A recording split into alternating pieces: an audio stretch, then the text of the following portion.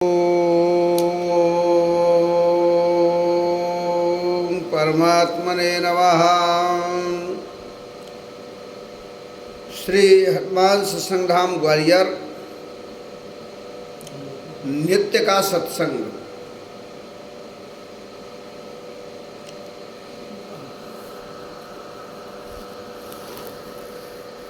आज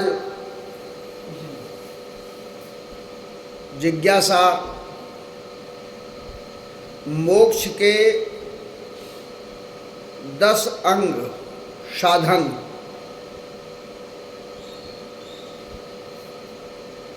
अर्थात 10 साधन प्रमुख, जिनमें कल चर्चा हुई प्रथम साधन के ऊपर मौन के रूप में।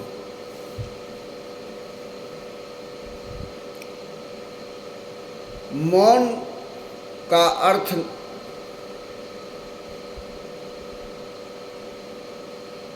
दसों इंद्रियां और अंतःकरण चतुष्टय, इनका सहज स्वरूप में आना,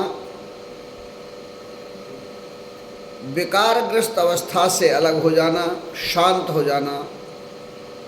जैसे मुख से बोलना बंद हो जाता है उसे भी मौन कहते हैं, लेकिन वह केवल एक अंग है।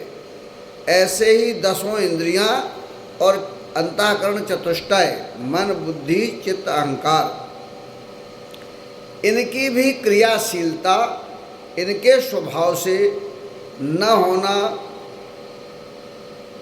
तब वह मौन कहलाएगा। तब केवल आत्मस्थ अवस्था में ब्रह्म तत्व के साथ निजता का स्वरूप होगा। वह निजता का स्वरूप ही जीवन मुक्ति का स्वरूप कहलाता है। ठीक इसी प्रकार से जो दूसरा साधन है वो है ब्रह्मचर्य। 10 साधनों को रोजाना एक साधन का सत्संग श्री हनुमान सत्संग धाम ग्वालियर के माध्यम से मिलना है। आज हम ब्रह्मचर्य पर चर्चा करेंगे। ब्रह्मचर्य कैसे मोक्ष का साधन बनता है, और इसीलिए लोग जो 4 फल हैं, धर्म अर्थ काम और मोक्ष, उस मोक्ष फल को प्राप्त करने में कैसे सफल हो जाते हैं और क्यों सफल हो जाते हैं, उसका विज्ञान क्या है और अध्यात्म क्या है। तो आइए, ब्रह्मचर्य आचरण से जुड़ा हुआ संबंध है ब्रह्मचर्य से। जब आचरण हमारा जीव के आधार से चलता है, माने जैसे जो जीव है उसके गुणों के आधार पर जब आचरण होने लगता है, तब वह जीवाचरण कहलाता है। जैसे मनुष्य है, तो मनुष्य अगर जो है अपना आचरण करता है, तो मनुष्य के अंदर तो रजोगुण तमोगुण सतोगुण, पूर्व जन्म की वृत्तियाँ प्रवृत्तियाँ, वर्तमान के संस्कार संस्कृति सभ्यता शिक्षा संयोग, ये सब के आधार पर आचरण करता है। तब इन सब में वही फिर इंद्रियां जो भोग का स्वरूप है वो इनके आधार पर कार्य करती हैं, और अंतःकरण भी इन सब के आधार पर, इन सब का मतलब है शिक्षा संस्कृति सभ्यता साहित्य, इन सब के आधार पर कार्य करते हैं। तब उनमें भिन्न भिन्न गुण पाए जाते हैं। तब धर्म अर्थ काम तो प्राप्त हो जाता है, लेकिन मोक्ष की प्राप्ति संभव नहीं है। मोक्ष की प्राप्ति का अर्थ ही है इन सारे स्वरूपों से अलग हो जाना, केवल आत्मस्थ अवस्था में ब्रह्म तत्व की अवस्था के साथ आचरण रहना। ऐसी अवस्था जब निर्मित हो जाती है तब वह जीवन मुक्त और चौथा फल मोक्ष का अधिकारी हो जाता है। इसलिए ब्रह्मचर्य में जो भीतर हमारे आपके अंदर ये आत्मा और ब्रह्म कण कण में जो समाया है, उसके द्वारा आचरण होना शुरू हो जाए तो वह ब्रह्मचर्य की अवस्था में शारीरिक, मानसिक, बौद्धिक सभी प्रकार के संस्कारों के साथ दिखाई देगा। सामान्यतः ब्रह्मचर्य को भोग से लिया जाता है। जैसे कहते हैं ना, प्रथम आश्रम ब्रह्मचर्य और दूसरा आश्रम गृहस्थ, तीसरा आश्रम वानप्रस्थ और चौथा आश्रम संन्यास। तो ब्रह्मचर्य उस आशय में उन गुणों को धारण करता है जिसमें अंतःकरण में त्याग, तपस्या के साथ ज्ञानार्जन किया जाता है। एक बटुक ब्रह्मचर्य रूप में गुरु आश्रम पर रहता है और शिक्षा ग्रहण करता है, ज्ञान ग्रहण करता है, विद्या प्राप्त करता है। उससे उसका सूक्ष्म शरीर अर्थात अंतःकरण पवित्र होता है और इंद्रियों से जो कर्म करता है आश्रम में, वहाँ पर उसमें भी परमार्थ, परस्वार्थ आदि आचरण करता है। स्वार्थ में आचरण न करके धर्मयुक्त परमार्थी कार्य वहाँ करता है। तो आचरण में भौतिक और आध्यात्मिक दोनों प्रकार का जो आचरण वहाँ होता है, उसमें इंद्रियों पर जो है अंकुश लगा रहता है। इंद्रियां और अंतःकरण ये ज्ञान रूपी गुरु के बस में रहते हैं, ज्ञानमय रहते हैं, धर्ममय रहते हैं। और धर्ममय जब ये सब रहते हैं तो वही है ब्रह्म। राम धर्म है, रामो धर्मोवान विग्रहा। राम माने ब्रह्म। तो आचरण किसका हो रहा है फिर? ब्रह्म का। ब्रह्मचर्य आचर्य जो है ब्रह्म के द्वारा, ना कि इंद्रियों के स्वभाव से, ना कि अंतःकरण के स्वभाव से आचरण नहीं हो रहा है। वहाँ ज्ञान स्वरूप गुरु के द्वारा आचरण कराया जाता है, तब वहाँ इंद्रिय निग्रह हो जाता है, अंतःकरण की शुद्धि हो जाती है। नहीं तो ब्रह्मचर्य का संबंध केवल उस तत्व से नहीं है जिससे संतान की उत्पत्ति होती है। जो ये भाव लेता है कि केवल वहाँ बटुक जब अध्ययन करता है तब वहाँ से छूटता है तो आकर गृहस्थ में संतान उत्पत्ति करता है, तब उसका ब्रह्मचर्य खंडित मान लिया जाता है कि अब वह ब्रह्मचर्य नहीं है। केवल इसको सीमित अर्थ में नहीं समझना चाहिए। ये साधन मोक्ष का तब बनता है जब हम इस ब्रह्मचर्य का अर्थ असीमित स्वरूप से देखेंगे, तभी यह उसका साधन होगा। हमारे आपके शरीर के अंदर जो 4 खान 84 लाख योनियां हैं, उनमें से आप देखेंगे कि हमारे शरीर में भी अलग अलग प्रकार के जीवाणु पाए जाते हैं, जो शरीर से ही उत्पन्न हो जाते हैं। जब व्यक्ति बहुत मेहनत करता है तो उसके शरीर से निकलने वाला पसीना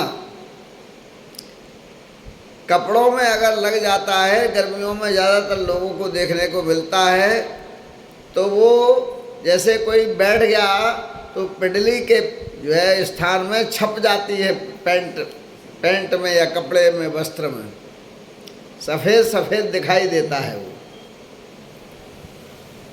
वो हमारी शक्ति का क्षरण पसीने के माध्यम से भी होता है। तो जैसे प्रजनन में भी हमारी शक्ति जन्मदात्री हो जाती है, ऐसे ही पसीने के माध्यम से भी हमारे आपके शरीर में जीवाणु उत्पन्न होते हैं, उनको चीलर कहते हैं। बालों में जुएं पैदा हो जाते हैं। ये स्वेदज और जो बाल हैं उनके अंदर जुएं पैदा होकर शुभ और अशुभ लक्षणों को भी उनसे देखा जाता है। ये बहुत बड़ा विज्ञान है। अगर उसमें सृजन की क्षमता न होती उस पसीने में, तो वो जुआ पैदा कैसे हो सकता था। जो कहा जाता है कृपा की दृष्टि डालिए, कृपा की दृष्टि से संतान की उत्पत्ति, हमारे यहाँ जो कथाएं हैं उस विज्ञान को समझिए। आँखों के अंदर भी एक ऊर्जा शक्ति होती है जिसमें बहुत चिकना चिकना पदार्थ होता है। जब वह सरलतम स्वभाव से अपनी दृष्टि को डालता है, तब दूसरे के शरीर पर उसका प्रभाव पड़ता है। इसको सामान्य उदाहरण से भी अगर आप सकारात्मक और नकारात्मक देखना चाहें, तो बहुत सारी वनस्पतियों पर आपकी विचारधारा का प्रभाव पड़ता है। उदाहरण देता हूँ, छुई मुई का पौधा है, अगर आप उसकी तरफ हाथ करते रहिए, अकेले उंगली करते रहिए, ऐसे उस पर कोई प्रभाव नहीं पड़ता। और अगर आप आँखों की दृष्टि से और अपने विचार से उसकी तरफ उंगली करेंगे तो उसके पत्ते सिमट जाते हैं। आपकी आँखों की दृष्टि में आपके अंदर का भाव क्या है, वो उस पर जाकर संप्रेषण करता है, वो व्यक्ति को प्रभावित करता है। इसी को कहते हैं नज़र लग जाना। इसी को नज़र लग जाना कहते हैं। आपने देखा होगा, नज़र दूर से ही मिलती है तो आँख की दृष्टि मात्र से व्यक्ति को प्रेम का अनुभव होता है, और आँख की दृष्टि मात्र से व्यक्ति को शत्रुता का अनुभव होता है। आँख की दृष्टि देखने मात्र से माँ अपने बच्चे को समझ जाती है कि ये भूखा है कि प्यासा है कि इसके शरीर से कोई इसमें तकलीफ हो रही है। आँखों के माध्यम से ज्ञान स्रोत की शक्ति निकलती है और दूसरे पर जाकर मन बुद्धि चित्त को प्रभावित करती है, शरीर की इंद्रियों को प्रभावित करती है। इसीलिए दृष्टि मात्र से दूसरे व्यक्ति के शरीर के अंदर से रसों का उत्पन्न होना और उनका उत्सर्जन होना बहुत बड़ा ये विज्ञान है। अर्थात शरीर के माध्यम से जो कहा जाता है कि आपकी कृपा दृष्टि हो जाए तो इसके संतान पैदा हो जाएगी। ये वही विज्ञान है। क्योंकि हमें मोक्ष के 10 उपाय हैं, साधन हैं। उनमें से कल हमने मौन पर चर्चा की थी, आज ब्रह्मचर्य पर कर रहे हैं। केवल इस विषय को केंद्रित करना है, इसलिए उसके विस्तार में नहीं जा रहे हैं। लेकिन हम ये समझते हैं कि किस प्रकार से इसमें क्या विज्ञान है, कैसे इसका प्रभाव पड़ता है और कैसे ये मोक्ष का साधन। मोक्ष का मतलब ये है विकारों से छूट जाना। और विकार के जो स्वरूप हैं उनके बारे में हमने अभी पहले चर्चा की है। अगर हमारे अंदर ये भाव हमेशा बना रहे, ये और हो जाए, वो और हो जाए, ये रजोगुण है। और जो हमारे पास है और हम उसी के संरक्षण में अपना जीवन पूरा लगा रहे हैं, चौकीदार बन के बैठे हैं उसी के, ये सतोगुण है। और एक हम किसी के संहार में लगे रहते हैं हमेशा, ये दोष वो दोष फलाना ठिकाना, ये तमोगुण है। तो इन विकारों में ये तीनों विकार के गुण हैं। जीवन अगर सहज हो जाए, सामान्य हो जाए, तब भी उसमें भी सृजन होता है, उससे भी पालन होता है और उससे भी दोषों का निवारण होता है। तो अर्थ ये है कि ये जो गुण हैं, ये गुण अपनी गुणात्मकता से हटकर केवल शक्ति स्रोत के रूप में जब हो जाता है, तब वह ब्रह्म दर्शन कहलाता है, आत्म तत्व कहलाता है। आत्मा नहीं है तो ये इंद्रियां कार्य नहीं करती, लेकिन कर्तापन दिखता किस में है? दिखता है इंद्रियों में। इंद्रियों में, मन में, बुद्धि में, चित्त में, अहंकार में, इनमें दिखाई देता है।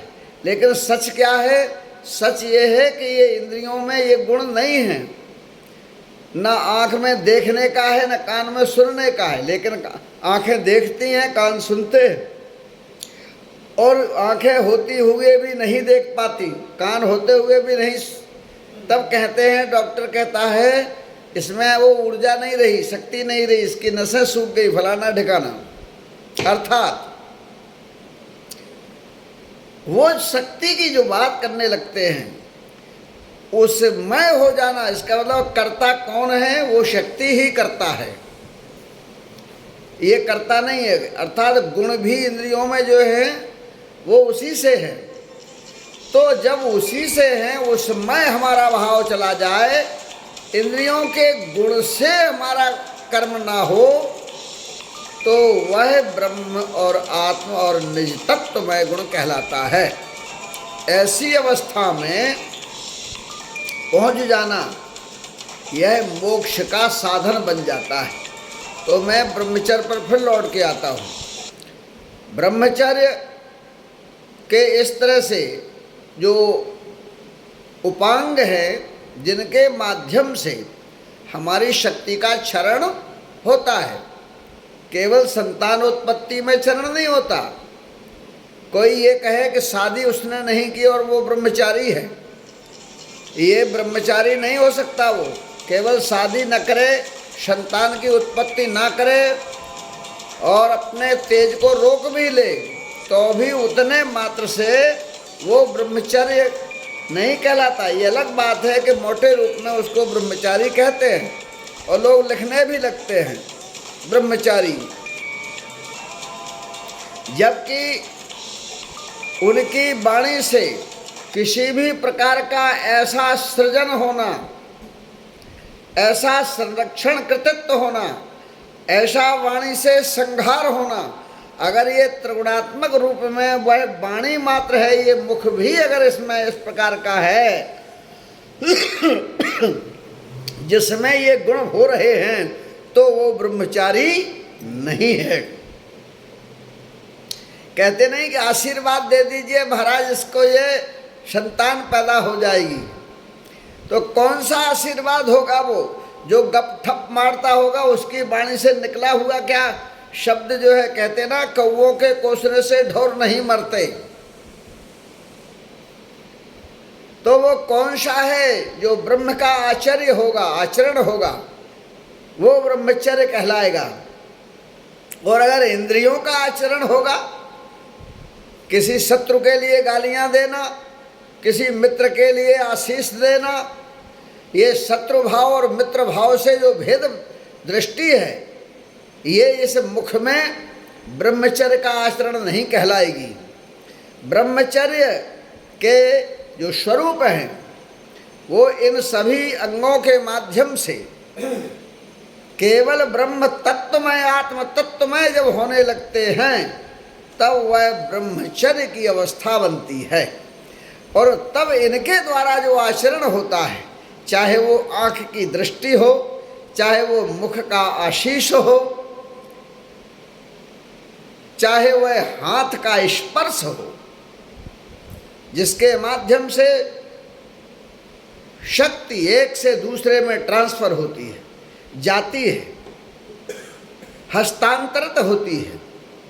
आपने अभी कोरोना काल में सुना था कि कोई छूता नहीं था एक दूसरे को, अगर छू लो तो जो है इसके स्पर्श मात्र से यहाँ का रोगाणु उसमें चला जाता है।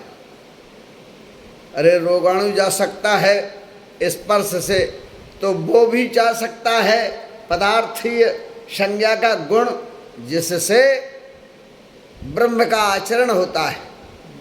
ब्रह्म तो सब में आचरण करता है, लेकिन क्या हम उस ब्रह्म के आचरण को कर रहे हैं या अपने भावनाओं, अपने विचार से हम धर्म, संप्रदाय, मत, मतांतर इसमें फंसे हुए हैं और इसके आधार पर हम बोलते हैं, इसके आधार पर हम सुनते हैं, इसके आधार पर हम कार्य करते हैं, तब हम बहुत छोटे सीमित दायरे में होते हैं। वो ब्रह्म आचरण नहीं कहला सकता।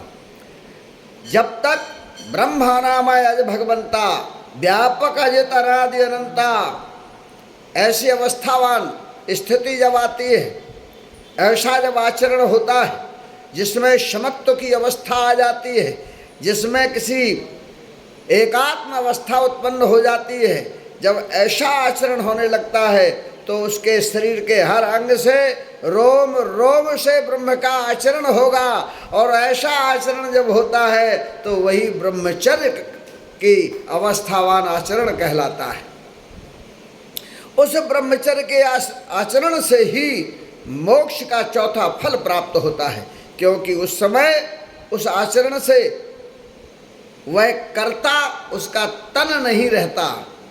तन सीमित है, मन सीमित है, एक अवस्था है, लेकिन वह कार्य जो कर रहा है उसमें न तन का गुण कार्य कर रहा है, न मन का गुण कार्य कर रहा है, न बुद्धि का कार्य कर रहा है, बल्कि जिससे तन, मन, धन, इंद्रियां सब जिससे कार्य करती है, जिनमें शव की शक्ति है, उससे जब कार्य करने लगता है तब वह ब्रह्मचर्य अवस्था कहलाती है।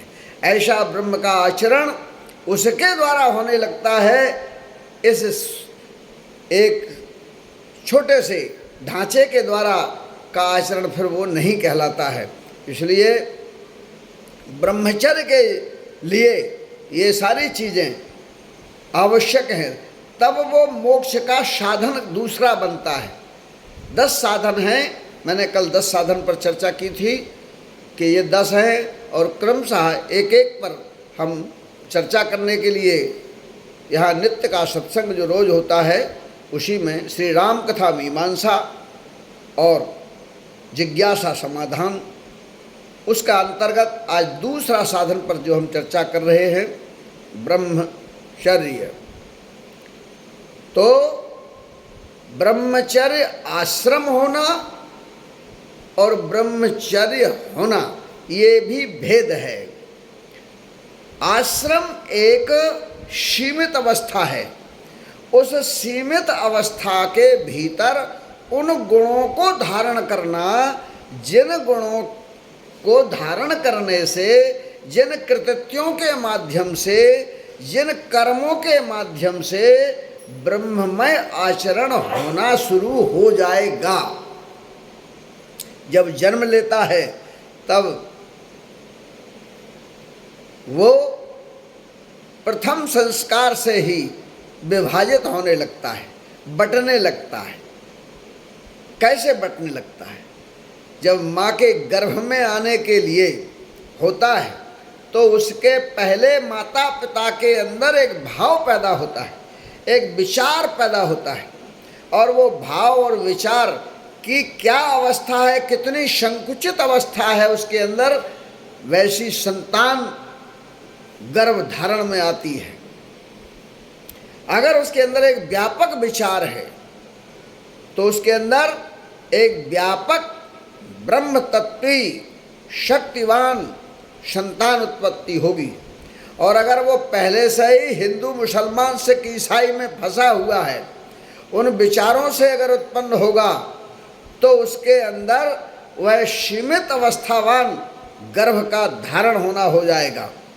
इसीलिए मोक्ष के साधनों में आप मानव जीवन के बीच देखते होंगे कि मानव जीवन के बीच में संत बनने के लिए ड्रेस पहनकर कोशिश की जाती है, घर छोड़कर जाने की कोशिश की जाती है, जंगल में रहने की कोशिश की जाती है। इसके बाद भी उस संतत्व को प्राप्त करने में कठिनाई आती है, उस अवस्था तक पहुंचने में कठिनाई आती है। ब्रह्म आचरण के लिए भगवान श्री राम ने ब्रह्म आचरण को बताने के लिए परशुराम भगवान से कैसा आचरण किया है। जब भगवान परशुराम ये कहने लगे कि राम, तुमने हमको राम कहा है, क्या राम तुम लक्ष्मीपति हो? अगर लक्ष्मीपति हो, क्योंकि अवतार जो होता है विष्णु के द्वारा होता है, विष्णु के थ्रू होता है। राम का आचरण भी जब प्रारंभ हुआ तो कौशल्या जी के सामने विष्णु स्वरूप ही प्रकट हुआ था, 4 भुजा वाला। कौशल्या जी ने कहा कि हमारा तुम्हारा ये कमिटमेंट नहीं है, विष्णु नहीं, मुझे ब्रह्म चाहिए। बालक मांगा था हमने मनुष्य रूपा के रूप में, जब हम दशरथ और हम थे तब, इसलिए हमें विष्णु नहीं चाहिए। कीजिए शिशु लीला अति प्रियशीला। भगवान ने फिर वही किया। अर्थात वहाँ भी देखिए भगवान परशुराम जी ने कहा, राम रमापति कर धन लेहु। अपने हाथ में, हे लक्ष्मीपति, तुम ये धनुष पकड़ो अपने हाथ में, क्योंकि ब्रह्मा जी ने उनसे कह दिया था कि तुम्हारे अवतार के बाद अगला जब अवतार होगा तो ये धनुष उनको सौंप देना और तुम फिर तप करना।